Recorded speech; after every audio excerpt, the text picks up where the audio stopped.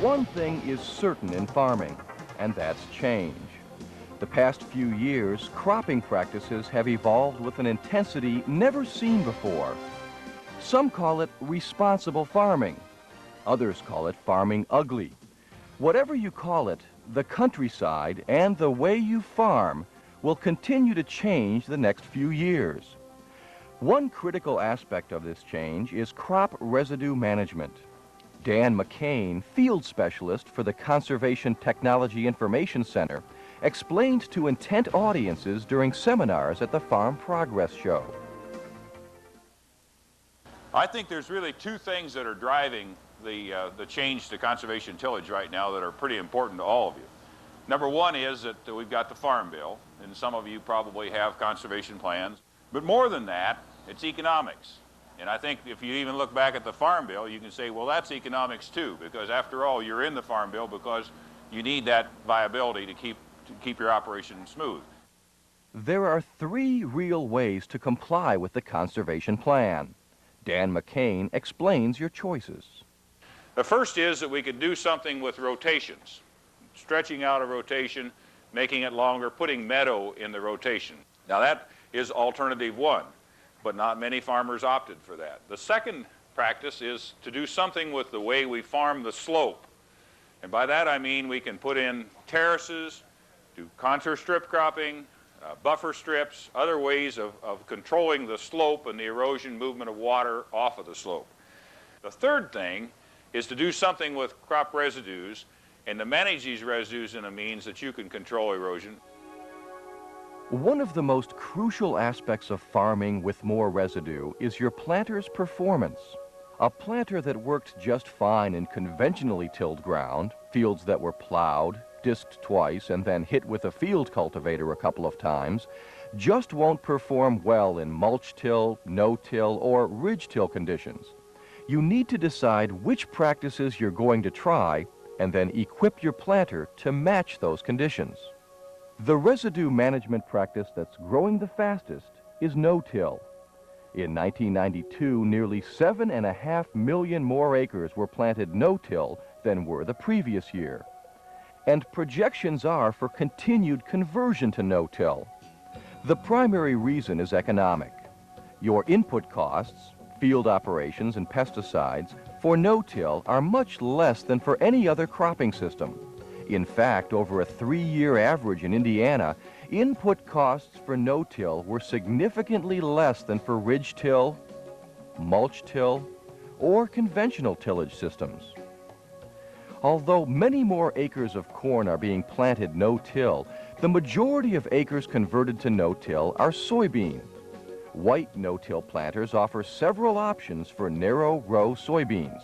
The splitter attachments, 6900 series, like the one shown here, can be added to 6100 series planters to split the row width. If you plant 30-inch corn, you can plant 15-inch beans with the splitter. This is a low-investment way to start planting narrow row soybeans because you eliminate the need for an expensive no-till drill. If you're in the market for a new planter, you'll want to consider the white 6600 series. It allows you to simply lower interplant row units into planting position for 15-inch soybeans. Because the 2-bar design leaves lots of room on both the front and back bar, you can also order the planter setup for increasingly popular 20-inch rows. Whether you elect to use the splitter or interplant unit, you're essentially splitting the row so you can plant 30-inch corn and 15-inch soybeans. In addition to a lower initial investment, there are several other reasons to plant instead of drill no-till soybeans. The most important reason is yield. Seed company research shows a yield advantage for 20-inch rows as compared to either 30-inch or 10-inch rows. In addition, because drills tend to spew seed instead of singulate it, seed costs are lower with a planter than with a drill. Other reasons to plant instead of drill include the ability to monitor your planter's performance, the even emergence of planted beans, the additional residue left by a no-till planter as compared to a no-till drill, and the ability to skip rows for your tractor to get back into spot spray or cultivate if necessary. Regardless of whether you plant corn, soybeans, or any other no-till crop, and regardless of the row width, there are a few important points to remember when setting up your planter for no-till. In no-till, it's more important than ever to make sure the planter is level when it's lowered in the planting position. This means the frame, seed boxes, and parallel links should be as level as possible. If the planter down pressure springs are set incorrectly, or the hitch is too high or too low, fertilizer may be placed too deep. The Coulter may work the soil too deep, potentially dropping the seed deeper than expected into the resulting trench. And the closing wheels may not have enough pressure to properly close the seed trench. These same problems can occur with frame-mounted Coulters and other frame-mounted residue management attachments too. Selecting the correct no-till attachments will depend a lot on your particular soil type, previous yields and resulting residue levels, weather patterns, and other factors. Some guidelines for selecting attachments are available from your white planter dealer. A few of the important attachments to consider include the fertilizer opener. In no-till conditions, this single-disc fertilizer opener with the trailing injection knife excels. It creates a narrower trench than the notched fertilizer attachment, making it ideal for no-till conditions. The trailing knife configuration tends to catch the loose residue commonly found in mulch-till conditions. For this reason, you may not want to use it in mulch conditions. Jack Cobb, Senior Product Manager for White Planters, discussed other points at a residue management seminar. As we're asking this planter to go out and do maybe 20 or 30% conventional, 20 or 30% mulch till, and 20 or 30% no-till, it's very hard for one planter to be equipped with attachments to do a perfect job in all three of those different conditions.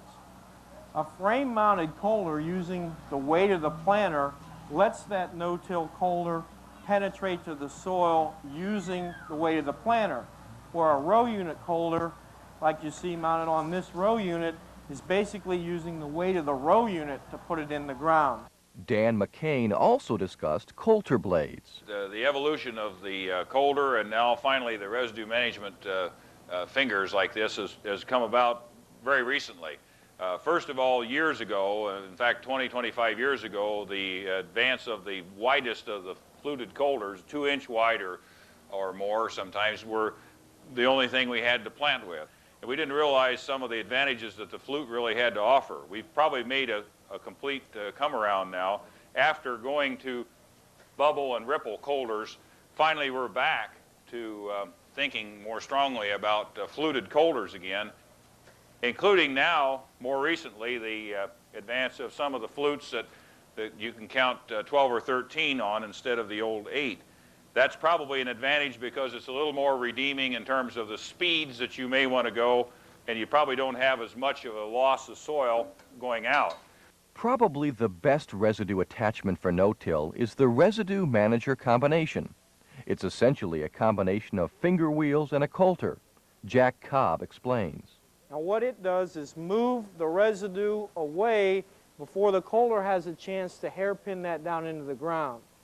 Now if you have a corn stalk that would hairpin down in a V, and a kernel would end up in that corn stalk and you would get a dry spring and it would dry out, that kernel could lose its moisture. Anytime you put a residue management attachment on your planter in no-till, you're going to need additional down pressure. It's crucial that you use the correct amount. The more adverse the conditions and the more tillage you're asking your planter to do, the more pressure you'll need. Other options that should be considered when planting no-till include dual rubber closing wheels for most mulch and no-till conditions, dual cast closing wheels for tough no-till conditions, notch disc marker to leave a darker, easier to see mark, or a no-till marker which penetrates hard soil conditions. And if you just can't seem to get enough down pressure, weights are also available. Your white dealer can assist in determining the best setup for your particular no-till conditions. Another form of no-till is ridge till. Dan McCain explains. It too is undisturbed from harvest to planting, with the exception of nutrient injection, just like no-till. We do our fall tillage operations in the summer. At the time we bring the ridge back up through cultivation. After that we do no more tillage, no more soil movement. Although ridge till acres have shown a steady growth over the past few years, many farmers who switched have found the rewards well worth the effort. Ridge tilling is growing in popularity in the western corn belt where corn is planted on corn. In addition, there are pockets of ridge-tilled soybeans springing up.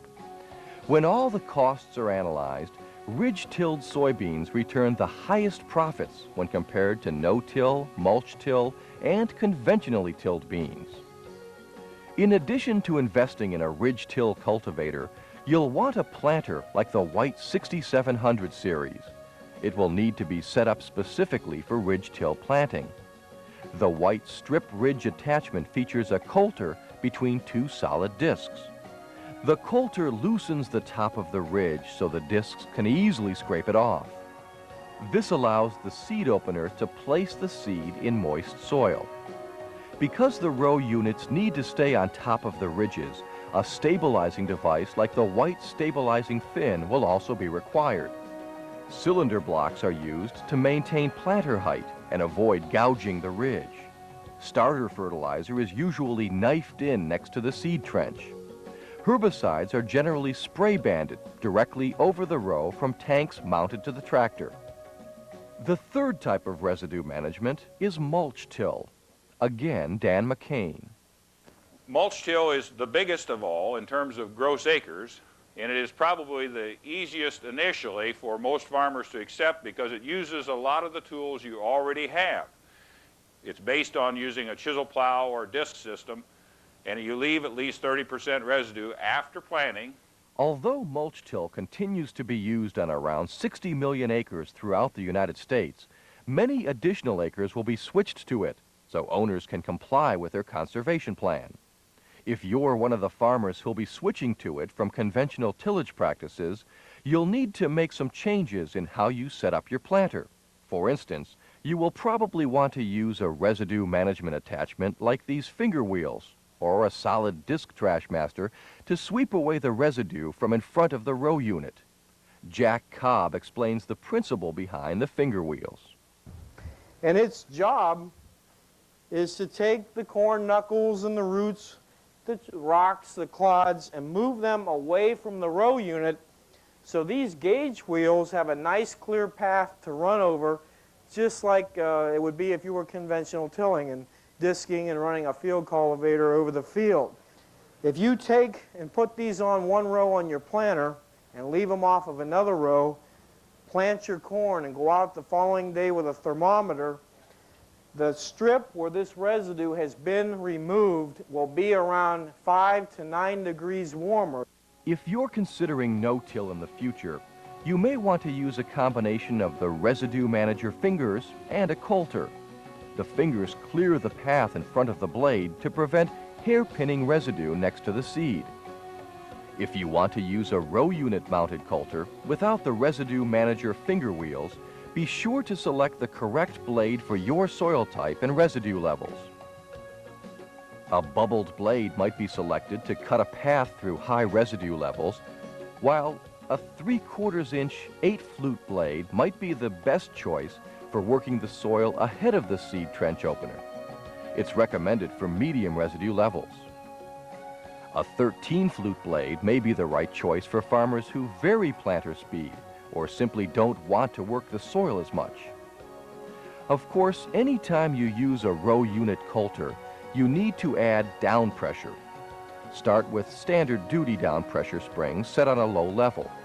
Increase pressure until your planter is level and the Coulter is working the way you want it to work. Regardless of the down pressure you eventually will require, be sure your planter, no matter what color it may be, is equipped with heavy-duty lower parallel links. 1993 and later models of white planters are automatically equipped with these. The lighter weight, earlier models simply won't handle the stress created by residue attachments. Fertilizer placement in mulch conditions is best performed by a notched fertilizer opener. It won't plug between the blade and shank like other openers may, and the notches in the blade keep it turning, even in soft soils. Depending on your soil type and moisture levels, you'll want to use either dual rubber or single V press wheels. You may also want to use a notched marker so you can see your mark easier. Like Dan said earlier, it's more than the farm bill that's driving the change to conservation tillage. It's economics. And regardless what your term is for residue management, it's also good for the soil. And what's good for the land is going to be appreciated for generations to come.